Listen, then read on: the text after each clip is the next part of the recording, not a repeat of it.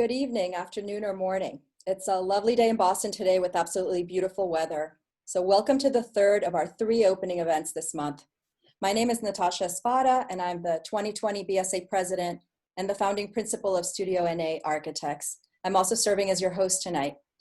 Before we get started, I'd like to take a minute to acknowledge what has been going on in the world around us on behalf of the BSA. We would be remiss if we did not acknowledge the nation's history of racial injustice, and we must come together to address the bigotry and violence in this country toward the Black community. For the past 3 years, I have been one of the co-chairs of the Equity, Diversity, and Inclusion Task Force at the BSA, and it is an important focus of my presidency this year. This summer, we're planning programming on the Equitable Guides of Practice, so please refer to the BSA website, architects.org, for more information on equity, programming, and general news on design and architecture. I also wanted to remind us that design and social equity are critically linked. When designers come together to change the systems that perpetuate violence and cruelty, we will be able to create more just, equitable, and inclusive communities. So I hope that this series can leave you with a sense of optimism in our ability to enact positive change through the power of design. The idea for the lecture and conversation series about new architecture that is opening soon was created by Jeffry Burchard, one of our speakers tonight, and it comes from the vernissage. A vernissage, from French, originally meaning varnishing, is a term used for a preview of an art exhibition before the formal opening. Thanks to Danny Solomon and Machado Silvetti for graphics, who manipulate a drawing called the vernissage from 1866. I also want to thank Caitlin Hart and Billy Craig at the BSA for making all of this happen.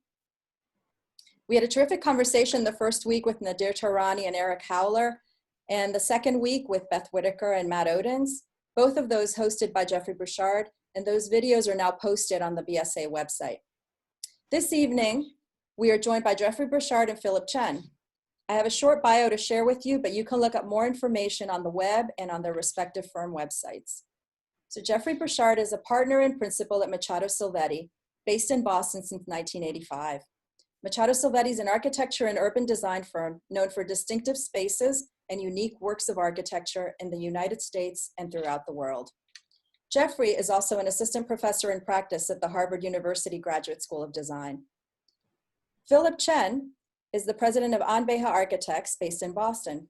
For over 40 years, the firm has built a practice on the dynamic discourse between heritage and future, and the work is equally dedicated to contemporary architectural expression and the revitalization of history.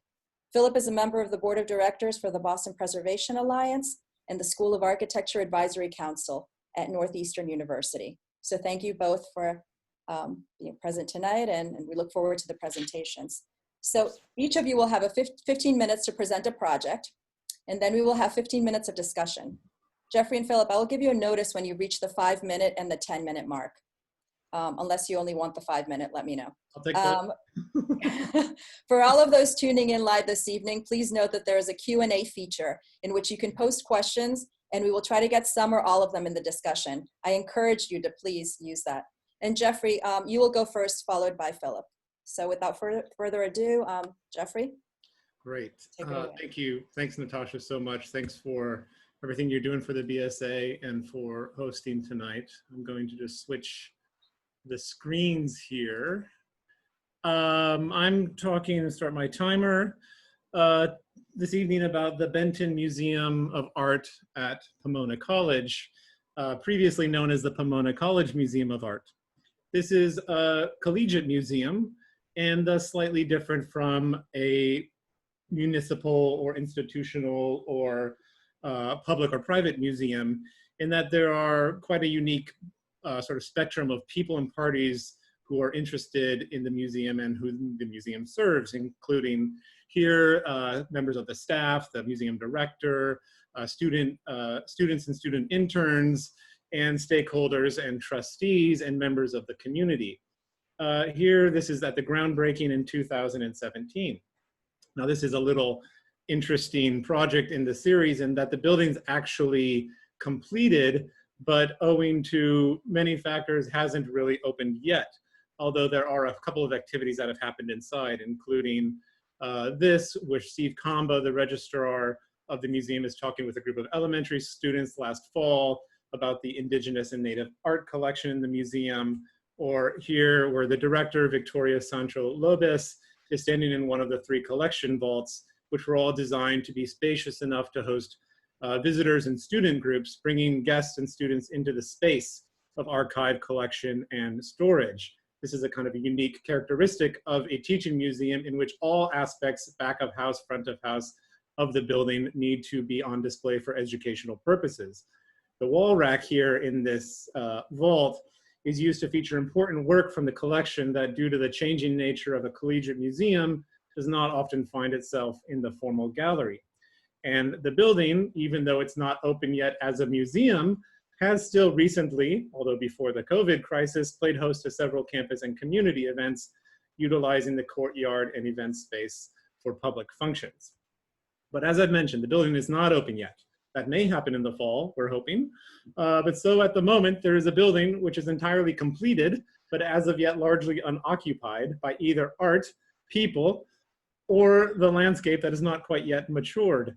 This gives us a rather unique, if not slightly bare, opportunity to see the building before it is put to its full and purpose-designed use. So here's an image of the central courtyard.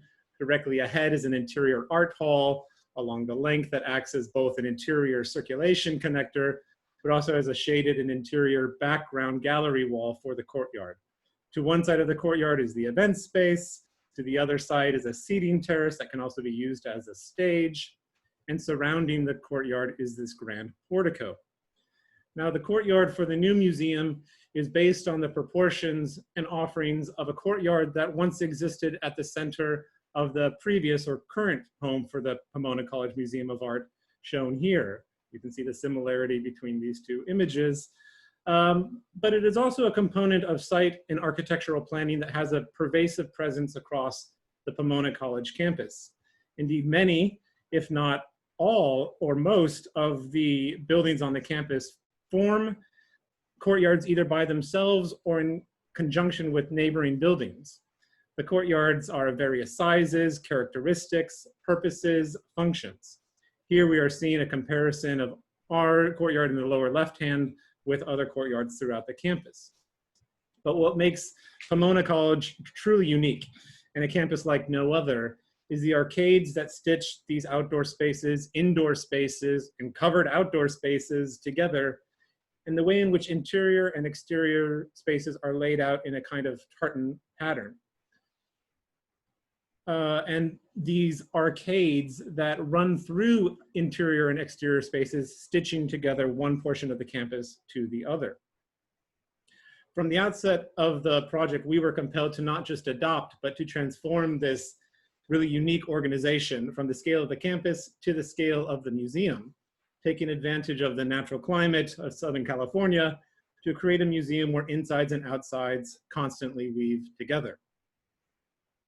So to the plan, courtyard in the middle, additional outdoor defined spaces around the perimeter, several indoor areas that are kind of caught between being either fully interior or fully exterior, owing to the transparency that I'll show you in a minute, and then a set of organizational axes that weave all of these spaces together.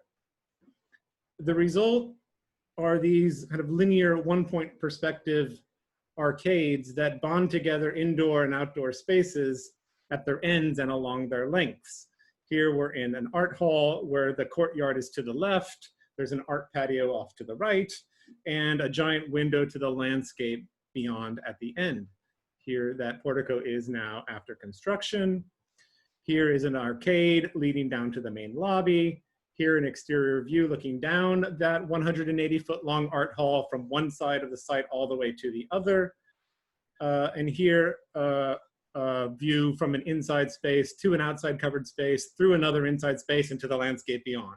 Right, so you can see these kinds of overlays of insides and outside space along these lines. And then here a very clear extension of an inside space to the outside, although separated by a very large piece of glass in between. Even gallery thresholds here again without art, unfortunately, and 2 figures. That's Brian Faber, the project manager from the college, and me in blur, trying to somehow add scale to a room that as of yet doesn't have any scale in it. which is quite curious. But even these are aligned to organize and link different types of spaces. So all of these then create, sort of conspire to create moments like this, where the gallery volume seen from here from the lobby being interior space, the gallery being an even more interior space, expressed as a kind of discrete object or building, if you will, with glass and landscape on both sides. The organization of the courtyard and adoption of the campus tartan pattern was also quite useful in our thinking about the program of the museum and the building. So again, as an institutional, as a collegiate museum of art, it had these kind of 4 distinct missions of office, administration, teaching, gallery, and events. And it became pretty clear that gallery could be in one wing, teaching, collections, office in another wing, and these sort of events, which are those activities that really bring together the city and the town and the community with the college, would be at the center.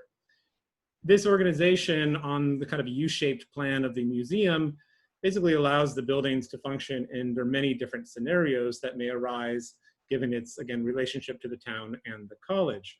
For instance, galleries may be open on one side while the rest of the building is closed, or the administration associated with the university may be open on one side while the galleries are closed.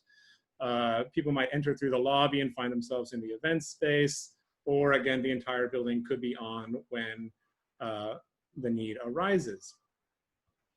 So by this point, you may be wondering, where exactly is this place? Claremont is in West LA County. It's home to, the city is home to 5 Claremont colleges, of which Pomona College is one. Here you can see the Pomona College campus in blue, and downtown Claremont over here towards the west, with this kind of in-between zone that mediates between the town and campus proper. Our museum is in this zone, in that red area, perfectly placed to address and to link both to downtown and the campus experience. And because of this placement and our clear obsession with the courtyards, we thought that perhaps campus affiliates approaching from the east might wander into the building through the courtyard, an experience that they're quite familiar with given the campus design, but that visitors approaching from the town might expect a more formal entrance that signifies a kind of museum experience. That's a kind of an interesting point to just dwell on for one moment. A collegiate museum having a kind of a different need to express itself as museum relative to the kind of expression of the overall identity of the campus, meaning that the museum as a standalone offering might need to have a particular kind of expression, but as a component of a campus, it also adopts the language or the kind of traditions of its campus.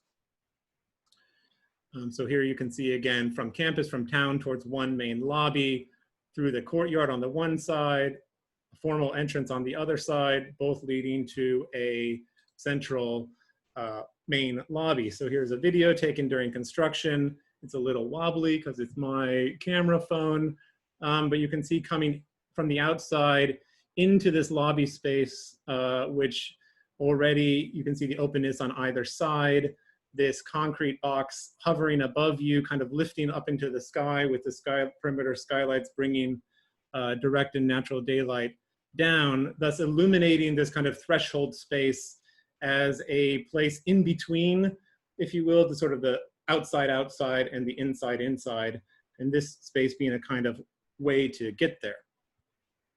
Here it is now fixed. Again, the lobby here being between these exterior spaces and before the interior space of the galleries that we see here in the distance. Jeffrey, you have 5 more minutes. Just wanted to give you a heads up. Okay. Perfect. Conversely, we have the event space that is inside, but almost feels outside, and in fact connects to the outside courtyard vis-a-vis these 12.5-foot tall sliding doors. But the event space itself is in fact more of a room off the courtyard even than a room off of the interior. Another aspect of the architectural traditions at Pomona College that we were obsessed with is the use of cast-in-place concrete, which can be found in a majority of the buildings, rendered in styles from the Renaissance to the New Gothic to the Neo-Georgian to even ultra-contemporary. And at the Benton Museum, the concrete is structural and forms a portion of the R value, which helped the building to achieve one of the lowest EUIs of any museum ever built in California and a LEED Gold certification. We were compelled by the standards of the school to use a kind of standard board form concrete, but we made it contemporary, befitting a contemporary museum of art by the way in which we introduced the smooth concrete chamfers throughout the design that reveal both the thickness of the wall, but also the thinness of the texture, the surface texture, which is the visual result of the board forming process. So here you can see those chamfered in the jambs in a window, a composition of windows with different chamfers, the way a corner window is treated, even blank panels that have benches for your scale. This is me sitting in that blank panel, but also the chamfer comes in at the corners of the tops of the buildings to sort of signify main events, including the entrance towards the courtyard, and allows the roof to sit like a floating plane on top of the concrete volume. Okay, so now that you have seen most of the building and its parts, I wanted to show a quick animation that pulls all of these parts together. So we have the site here, Main Avenue, College Avenue, and Bonita, which stitches town to College. The site is actually sloping. There's a 10-foot drop from one corner to the other corner. We set our courtyard in the middle of the site, but also in the middle of this elevation, and that's where the ground floor is. This is surrounded again by that galleries to one side, exhibitions, education to the other, and then these three smaller volumes of the main lobby and the events pavilion. These together form this kind of tartan pattern or organization of the building, which then allows for the main lobby to be entered both from the campus and the town. The art hall here again is a kind of art gallery wall along the exterior space of the courtyard.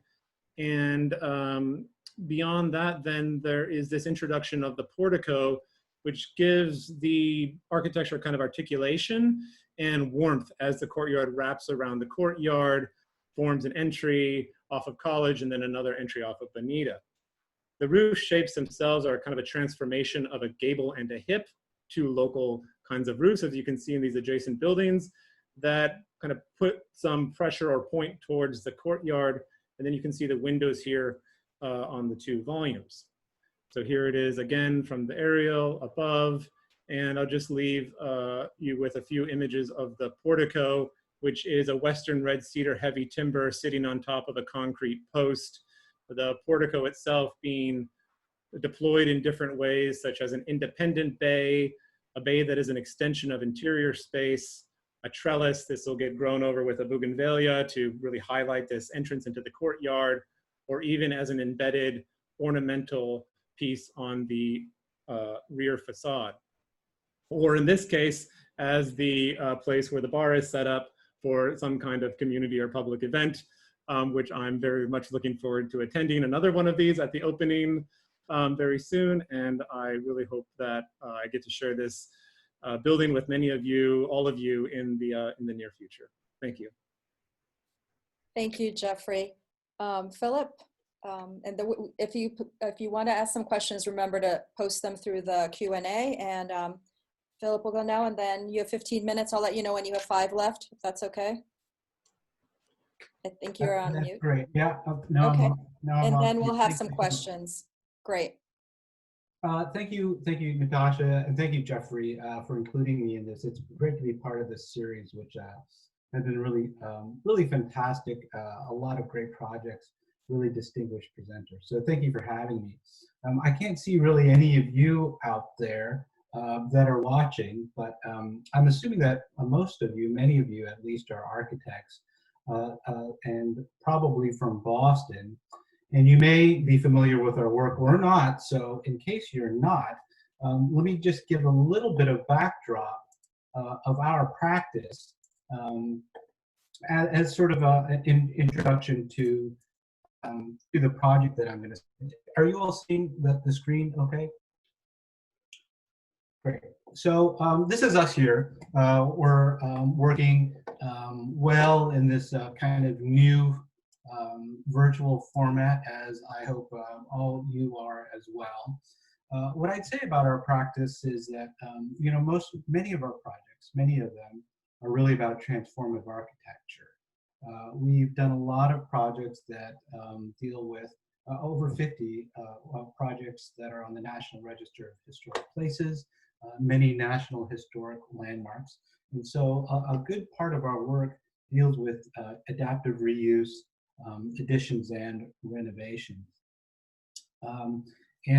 Just an example of some of our projects, like this one we did, which was a restoration and expansion of a landmark, historic landmark in Philadelphia, the Music Building at the University of Pennsylvania, where we basically restored this 19th century building and doubled it, expanded it really into for the music building, making this a resource for the university. We also recently finished a project out in Western Massachusetts in Springfield. This was actually the adaptive reuse of a former, it was a national armory. It was a Springfield National Armory. And this was the Long Storehouse building. It is distinguished by being 760 feet long by 55 feet wide. It was built for the Mexican-American War in the 1800s. And here's some of the interior spaces. Here was an attic in the space. And what we did is we transformed through this building into a new student center and learning commons for Springfield Technical Community College, really preserving the historic fabric and character of the building, but creating a new resource for this community college. We also do civic projects. This is the Athens Chancery in Greece. We did a restoration, or I should say it's under construction now, but it's a restoration and expansion of this building, which is by another Boston architect, if I can say a Boston architect, by Walter Gropius, which he completed in 1961. And this chancery actually over time has become really a campus of buildings. In the 2000s, they annexed an adjacent property. And there was another building, here the building on your left, which was designed by another Boston architect, KMW. But what we've done is we've unified this post, created now a single entrance into this, this unified now embassy. And we also created 6,000 square meters of new office space for this building. So what I'd say is at the core of our practice is working with clients that are seeking change. And it may be programmatic change, it may be institutional change, physical change, but these projects that we do are about making the most out of context, using existing resources and finding opportunities and challenges. And it's with that backdrop that I'll present our project tonight, which is a little bit closer to home. It's Swartz Hall at the Harvard Divinity School. This is a project that actually we started construction in 2019 and has just restarted construction just about 2 weeks ago. And so was scheduled to be completed in, at the end of this year, but is now going to be completed in 2020. But this building, which was built in 1911, this is the first the first major renovation that has happened to this building. It was opened originally in 1911. So I am titling this presentation Reopenings. This project, what I'd say, is about aligning this facility with the mission for Harvard Divinity School. It's about creating a new environment that's about fostering community for the Divinity School. It's about enhancing instruction and creating new convening and collaborative spaces for the Harvard Divinity School. It's also about making change. It's a transformational change for them, about making really foundational impact, but doing it in a strategic way and with what I'll show you is relatively small footprint. Here we go. The Harvard Divinity School was founded, it was established in 1816. And at that time, really the mission of the school was about training mostly men, really for a Christian ministry. The building itself actually was designed by Allen and Collins of New York. And Allen and Collins, they were the architects, which I'm showing here for Union Theological Seminary. And they were also the architects for the Met Cloisters. And so definitely, you know, their style was about this sort of, well, collegiate Gothic. And as it turns out, Swartz Hall is the only major example of collegiate Gothic on the Harvard campus. But this building was built in 1911 here at Harvard. And you can see it here. That's the main, and it was built as Andover Hall at that time in 1911. And so what I was showing is a view here of Andover Hall. And this building was also expanded then in 1960 by Shepley Bulfinch, where the Andover Harvard Theological Library was built. And then it was expanded again in 2001 by Angela McLean Architects. This is a little bit more context about Andover Hall, what was Andover Hall. So here is the Harvard campus, and you can see that it really sort of exists at the border of the Harvard campus, bridging between the Harvard campus and really the surrounding neighborhood, the Agassiz neighborhood. And now today, Andover Hall was a second building on their campus. The first building was Divinity Hall down here, but it's one of 5 buildings that makes up this campus for Divinity School. It's a relatively, I'd say, small community, intimate, about 300 students in these 5 buildings. So I showed you how the Divinity School was started, but today, after, you know, with still maintaining its Christian heritage, today it's a very different school where they now represent over 30 different faith traditions. Their student community is really global. They come from around the world. And they're trained now for service and ministry to go out into the world, around the world. The other thing that I'd say has changed a lot is the instructional model, which back when it was founded was really much more about the idea of a sort of a professor-student mentorship, and now it's much more collaborative. And there are many more large programs, multidisciplinary programs that happen here at the Divinity School. Andover Hall, I just want to show you a little bit what was Andover Hall. This is Andover Chapel.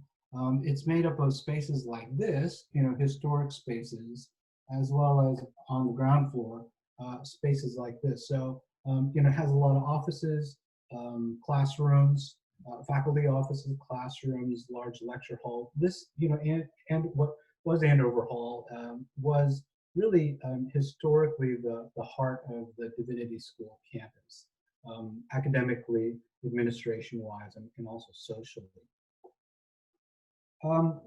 So we actually came onto this project nearly 10 years ago. And at that time, the Divinity School had just completed a master plan for their campus, which called for actually a new building to accommodate new program. And if you remember back then, you know, this was around 2009, 2010, you know, there was a big downturn. And in fact, well, now I guess the second biggest downturn in the last, 10 years. So we were approached ABA to look at how we could achieve their program goals, but really look at reinvesting in their historic building, this building here. Excuse me, Philip, you have 5 minutes. Sure, okay, thank you. So just getting going here. So we did a master plan which looked at a modest expansion to the building, but a complete renewal, a modernization of the 1911 building. And so this expansion here, it actually replaces the 2001 expansion, but it adds a new convening space at an upper level, 200-seat convening space. And it brings a cafe, a new cafe to now, which is now Swartz Hall, and a new infrastructure, so a complete infrastructural renewal. And what we were able to do, what I'd also say is that this building here was the old stack wing. So it was 5 floors of self-supporting steel stacks. And what we were able to do is remove those stacks and create 3 new floors of classrooms, offices, as well as a new multi-faith prayer and worship space. So with all these moves, by removing the whole 2001 edition, by removing the stack, we were actually able to create, achieve the program goals by only adding 3,000 square feet to the overall footprint of the building. This is the 2001 edition here. And here you can see the addition of the new convening space at the upper level and the cafe at the lower level. This will really become the new front door to the Divinity School. It's an accessible and welcoming entrance to their building. Here's the floor plan, and you can see here what we've created at the ground level is a new commons.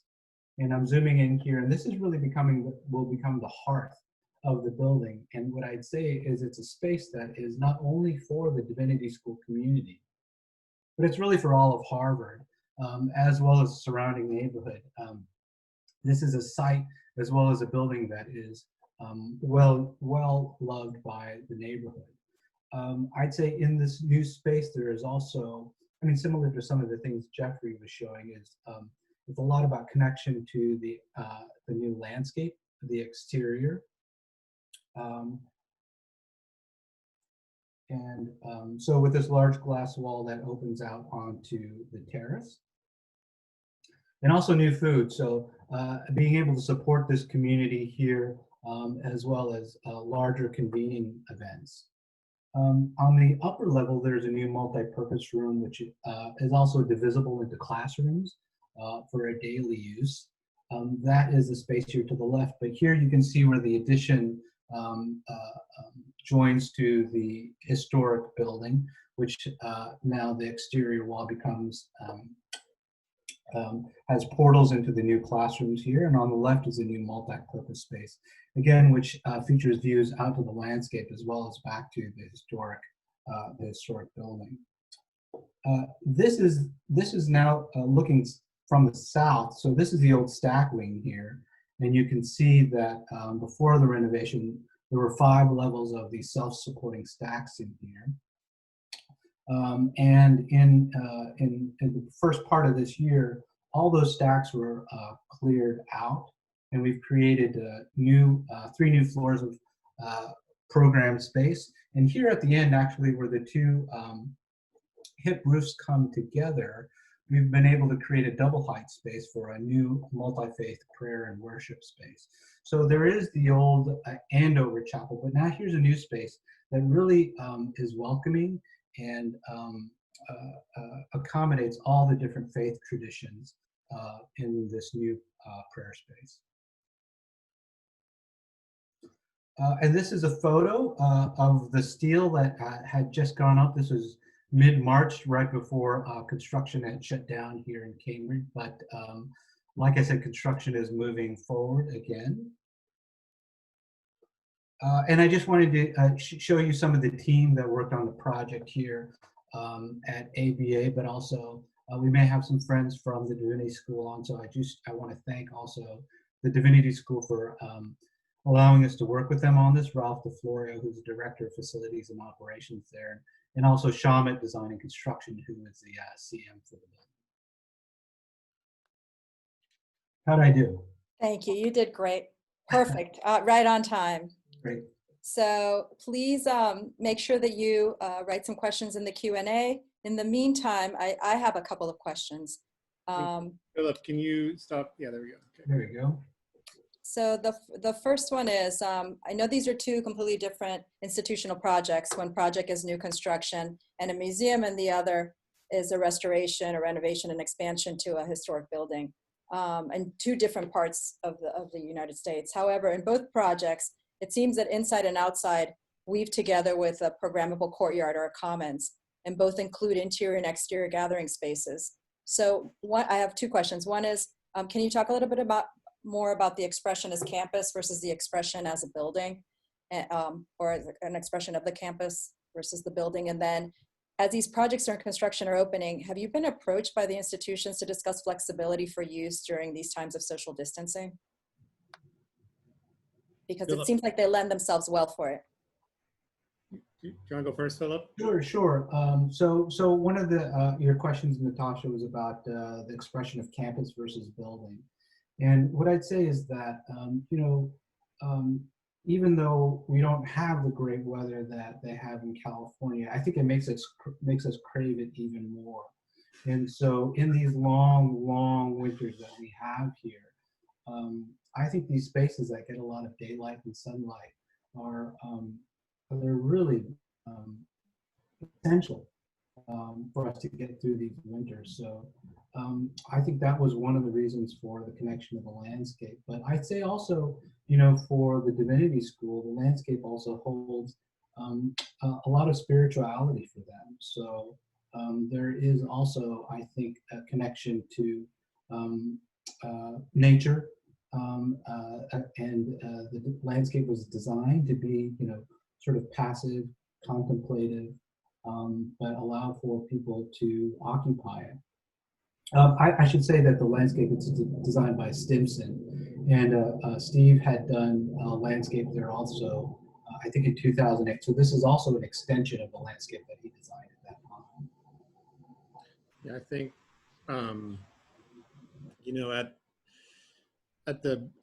at Pomona College, this kind of characteristic of the campus that I was trying to describe is great for many buildings, but isn't actually the obvious answer for a museum, particularly due to the nature of artwork and the conservation, preservation, and display of artwork, which by and large doesn't want to be exposed to direct sun for conservation purposes, but also curatorial teams like to have control that artificial lighting brings to light the objects in just the right way, which is all perfect. That kind of generic truth of museums, met the experience of the campus and the kind of mission of the museum, which is not to be a kind of a cloistered, inward-focused sort of galleries of elite art, but is very much a kind of a active member of the community, the museum itself. And the fact that this museum kind of sits at that space, or that gateway, if you will, between the campus and the town, and the kind of walkability of the town and the campus itself, means that there's many people wandering around constantly. And what we were able to achieve with transparency is not just about a kind of a cool factor of never quite knowing whether you're inside or outside, but actually being able to put artwork on display for people who are outside. So that kind of, and the portico itself and the deep dimensions actually extend shade cover so that you can have artwork on interior gallery walls with, 100-foot long by 12-foot tall window in front of it, basically, where people who are not going into the museum actually can enjoy and participate in the experience of the art that's happening, inside. And so there, through the way we're able to use that campus experience, I think we kind of were able to achieve both the, not necessarily the image of the campus, but the experience of the campus imbued in the building, and use it to kind of transform an experience of a museum. On that second question, Natasha, we have not yet had those conversations about social distancing with the client. I think a lot of that would, the immediate need of that would depend on their plans for opening and the college's plans for the fall. But I think it is a building, again, that is sort of spread out in a way. That sort of spread outness and the way that we organize the building does, I think, allow for distancing to happen inside of it, so that it doesn't cluster everyone to the same place. Again, there's these multiple entrances, people can come and go different ways, and that could be coordinated to, or sort of calibrated to, flows of people during a crisis. It definitely felt that way when I was looking at the photographs and your images. It was quite clear that the distinction between the exterior and the interior was so porous that you can even be able to absorb the artwork from the courtyard space. And Philip, have you been approached by the Divinity School to discuss, in general, just about the flexibility of what has happened, of the building and how it can be used in different ways? We have not discussed that just yet. I mean, the Divinity School is one of the schools that, one of the Harvard schools that is not going to be having in-person school in the fall. So, so we haven't really had those discussions at this time. So I just want to make sure that everyone knows to please feel free to ask questions through the Q&A. In general, during the both of these projects are in construction, and it seems that the type of project and the type of construction, so what you're having on the West Coast is very different than what we typically build on the East Coast, although we have been trying to do more cast-in-place concrete and all of that here in the East Coast. So can you talk a little bit more about the construction type and how it relates in Philip's view, how it relates to the historic context specifically, and then in yours, Jeffrey, which, I mean, it is contextual, but it's more of an island. It's a singular building on a block. I mean, in terms of construction type, and I'm taking this question, interpreting this question about really what is the materiality of the building. I mean, the construction type is steel. It's pretty lightweight. But what I'd say about the project is in some ways that we're kind of building into this almost a courtyard with the green of the building. But then the primary elevation really is glass. And so what I'd say is that the building, what's being expressed in the building is really the activity that's going on in the building itself. And so I'd say the primary elevation is really about what's going on in the cafe space at the ground level, as well as what's going on in the convening space above. So I'd say, for Swartz Hall, the idea was that the building is really about displaying the activity and the community that's in the building. So, it's in some ways the elevation is trying to be as transparent as possible. Yeah, Philip, I really like that about that project, the way that the new glass facade in the courtyard is the even though it has the shading devices and other kinds of the devices of the system, it's pretty clear that it's conceptually about kind of making the courtyard extend into those interior spaces and those interior spaces to extend. So it's almost like recreating the void of the courtyard, or reclaiming the void of the courtyard from that previous addition that you're removing. And then even the way that you kind of pull the corridor back to reveal the historic wall of the building in that main gallery, that we see with the skylight above it. It's pretty, I think it's very cool the way that you're kind of acknowledging and kind of almost getting out of the way of, if you will, the kind of expression of the original, but still able to express something about the new architecture, as well simultaneously. That kind of the both and presence of it, I think, is really, really quite beautiful. And the lightness against the juxtaposition of the existing stone is really beautiful. Yeah. But also the space that it's recreating as a new entrance. Yeah, the concrete at Pomona. So again, like Pomona College it's a wonder. It's an amazing campus. And when you finally realize that balustrade you just walked by was cast out of concrete, just like that cornice, just like that windowsill over there, just like that facade, just like those stairs, it's sort of this constant kind of incredible demonstration of the plasticity of the concrete material. it kind of just hit us like a, it was just obvious that this building would be in concrete. We were able to work with some of the concrete wall Malibu, and these are the team that knew a lot about concrete, and we were able to get some results with it. I mean we, because of course the huge team at Machado Silvetti and Jorge on this project, and I got a text from a Jeffrey, we're losing you a little bit, your connection. So until Jeffrey gets back, I will ask Philip a couple of other questions that I thought were interesting. Oh, okay. So in general, regarding the aspect of the project and working with the historic context of the campus versus and of the Divinity School and of the overall campus, for all of these spaces, what in general, what kind of community process, what kind of engagement with not only the Divinity School but the university, and how did that impact the way that you ended up resolving this project? It's a good question.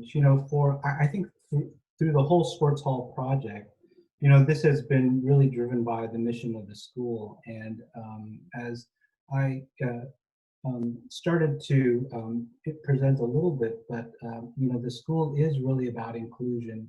It is the mission of the school is all about inclusion. It's about diversity and hearing all the voices. So we had throughout the project, we had a planning group that had faculty, had students, had staff involved, and there was a very also involved just partly because of the regulatory process, but partly because we're also really embedded here at the boundary between the campus and the neighborhood, that there was a lot of neighborhood process as well. So that's the Divinity School campus. And again, the larger umbrella of the Harvard campus was also a part of that. So I'd say that really the whole project, the whole Swartz Hall project has really been driven by the mission. So that does include the participation and inclusion of all the different voices that are there at the Divinity School. Jeffrey, do you want to just finish your thoughts? We were hearing. Yeah, sorry, I got cut off. Okay. Of course, in this, in this moment, I've also seen a Q&A, but I was just saying, that there was a really big team, and our office worked with Gensler out of LA. Gensler was the executive architect, and the contractors, again, Hathaway Dinwiddie, it was made up of team, a lot of folks who had worked on the Getty Villa in Malibu, which is a large poured-in-place concrete. So we had a lot of great knowledge, both on our side, on the contractor side, and then on the facility side of the university, who knows a lot about the material itself. And it took sort of this, this breadth of knowledge to really to pull that off. There's a question that's, I think, about a kind of shared spaces. Investigation about bringing controlled or filtered natural light into the gallery spaces, like at Kahn's Kimball Art Museum or some of Piano's various museums. I think those are great. Those are great questions. We definitely had those discussions, and I'll answer it from 2 points. One, again, at contemporary art museums tend to sort of go one way or the other, which is sort of towards the natural daylight, kind of deflected or reflected natural daylight, or a kind of hyper-controlled interior artificial light. Both have their advantages, and both are very good. They have different kinds of ramifications for the way in which installation happens. But I will say that usually in museums in which you find the kind of natural daylight soffits systems, there are also non-naturally daylit galleries. And that's usually allowed because of the scale of these. Now, that's not true everywhere. But at Pomona College, it's actually a fairly small museum, and it's a fairly small gallery footprint. And the kind of flexibility that the school wanted was to reproduce different kinds of qualities of the gallery on demand for their various kinds of shows. They often have student shows. They bring in Native American artists once a year for a project series. They allow sort of students to curate with the collections, and it requires quite a lot of kind of flexibility, let's say, in the use of the space. So we went with the artificial lighting systems in order to increase the sort of flexibility of curation of the spaces, which fulfilled the mission of that the museum was after. Jeffrey, were there any, and for both you and Philip, were there any goals for energy efficiency with all the glass in your buildings, and what kind of strategies did you have for filtering the light and for energy efficiency? Well, so for our project, again, the Divinity School, driven by their mission really, in this idea of stewardship, energy efficiency was part of really the requirement for the project. A requirement was legal minimum, and so we are shooting for that with all new systems there. And we did a lot of daylight studies, looking at how we could, use natural light to reduce the requirement for, artificial lighting. The other thing I would just say is that, another thing that the Divinity School adopted with Swartz Hall was a requirement for healthy building materials. So this is something that was sort of really, it was an interesting, but also very comprehensive. It had a comprehensive impact throughout all of our projects and all of our disciplines. Just in the living building challenge, avoiding all redless materials, that when everything, from our structure all the way down to the furnishings and fabrics and materials. So I just say the idea of stewardship, the idea of sustainability, the idea of healthy buildings was something that was very important at the Divinity School. Yeah, I mean, Pomona College is one of the real sort of institutional leaders in energy conservation. They have a very knowledgeable and deep team on staff that are constantly monitoring all of the energy use across the entire campus.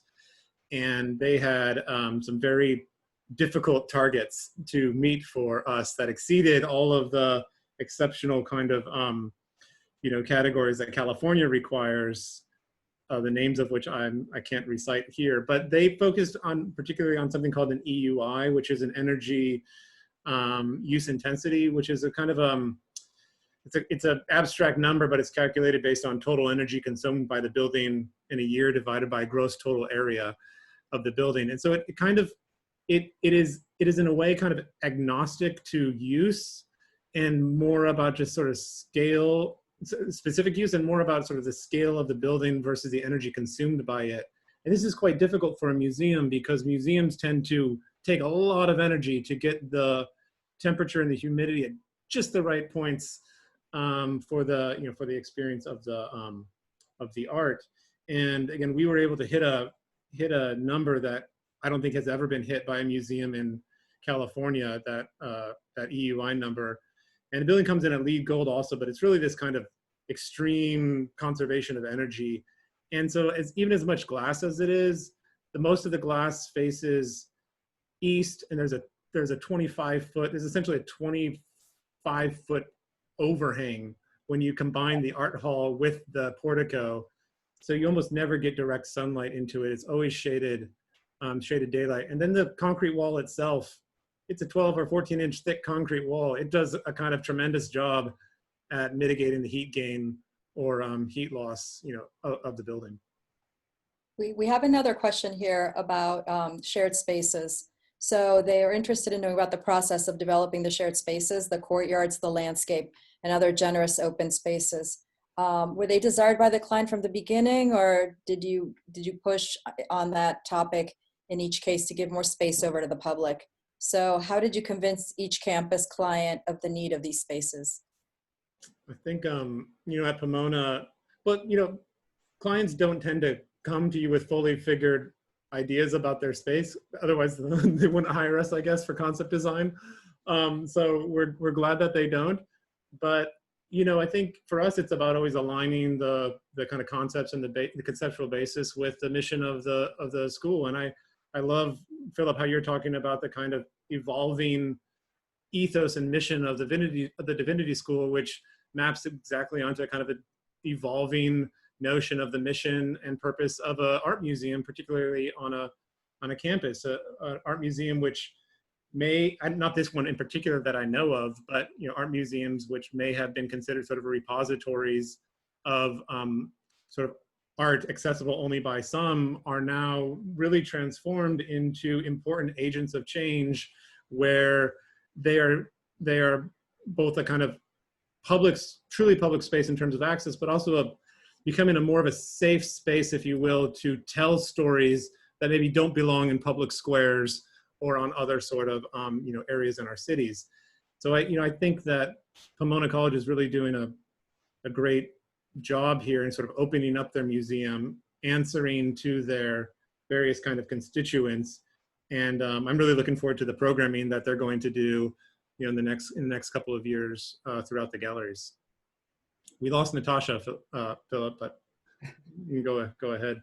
Well, I would just say thanks, Jeffrey. Yeah, again, I think the common space, and I'm going to include in that both the exterior and interior space, really is an extension again of their programmatic goals and the mission of the Divinity School. Sorry. So they always saw this idea of Swartz Hall as being a place where people could come together. In the part of the the vision of is that there is so much division. There's so much difference in the world. They imagined this as a place where people could come together and talk about and reconcile and work things out. They have a whole initiative called Religions in Public Life. And so the convening space, where the 200-seat convening space was one of the chief programmatic requirements of the building. They have programs like this, but right now in the current building, they weren't able to accommodate some of these large programs, colloquium. So that gives them now the ability to bring people together from all around the campus and the world. And I'd say the same thing with the exterior. That's part of really it's really practically a moral obligation to be good stewards of the landscape and nature. And that space, which is now the campus green, used to be a 200 car parking lot. So they've done a lot of work over the last decade, 20 years about bringing more landscape places for people to come together and use. Well, Natasha's not on. Gabe, I hope I answered your question slightly. I hope there's the one last question, maybe, Philip, and then we can end unless Natasha gets back on. Is this kind of more technical question about the load-bearing wall, the expression of the load-bearing wall? You're dealing with these existing stone masonry wall. It seemed, I can't tell if it's stone or masonry actually. We have the concrete wall, and there's the questions about challenges for the built-up assembly. And I just want to say that this was a kind of a delightful project from our end to work on. We often do very technically difficult facades that require a lot of custom engineering and design material, whether that's like water jet cut laminated stone or 25-foot tall curved glass at Denver. These kinds of technical facades. This was kind of wonderful to work with the solidity and the plasticity of the concrete. There are other layers of vapor and water control inboard, but the kind of the majority of the normal 17 layers of contemporary architecture were reduced to basically 4 in this building, and that was quite a joy to have a reduced detail section. And the question was about what, Jeffrey? About just about the kind of the challenges. I think for you, it's with the existing wall. Oh yeah. What kinds of challenges were there in reusing it and making sure that it was a proper assembly with all the necessary R values and U values and vapor separation? Well, we are tightening the building there. Like I said, the project began with a full renewal of Swartz Hall, the historic 1911 building. So you know, we are, there's a full window project, full roof replacement, as well as some repairs to the stone walls. The building has been maintained over the years, so there's not a lot of masonry repair that needs to be done. But there's a lot of leaded glass windows there that, and we are restoring all those windows as well as replacing the roof. But a lot of it is, you know, trying to do things work in such a way that we're able to preserve really the character of that historic building. And so we are doing some insulating on the interior to raise performance, but for the most part, we like to preserve it as it is. Well, I think we're out of time, unfortunately, because this is a great conversation. So thank you again all for attending. Thank you to Philip and to Jeffrey. We're looking forward to hosting another round of these openings in the near future. Good night, and thank you for being part of this great series. Thanks for hosting, Natasha. Thank you, Natasha. Thank you, everybody. Thanks, Philip. See you all soon. Bye. Bye.